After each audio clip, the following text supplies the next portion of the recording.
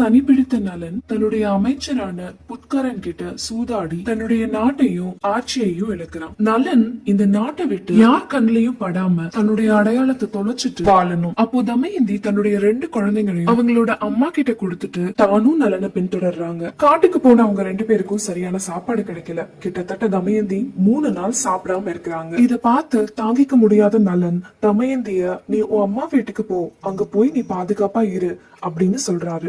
ஆனா தமயந்தி இதுக்கு மறுப்பு தெரிவிக்கவே, தமயந்தி தூங்கிக்கிட்டு இருக்கும்போது அவங்கள அங்கேயே விட்டுட்டு நலன் அங்க இருந்து போயிடுறாரு. அதுக்கான காரணம் என்னன்னா, நலன் தமயந்திய விட்டுட்டு போயிட்டா தமயந்தி காட்டுல கஷ்டப்படாம தன்னுடைய அப்பா வீட்டுக்கு போயிடுவா அப்படிங்கிற எண்ணத்துலதான் நலன் தமயந்திய விட்டுட்டு போனான். தமயந்தி கண்முழிச்சு பார்க்கும்போது அவளை ஒரு மலைப்பாம்பு சுத்திக்கிட்டு இருக்குது. தன்னுடைய கணவனோட பேரை சொல்லி கத்தி கூப்பிடுறாங்க. ஆனா காப்பாத்த யாருமே வரல. பயந்து போன தமயந்திய ஒரு வேடன் வந்து காப்பாத்துறாரு. ஆனா காப்பாத்தின வேடனுக்கு தமயந்தி மேல ஒரு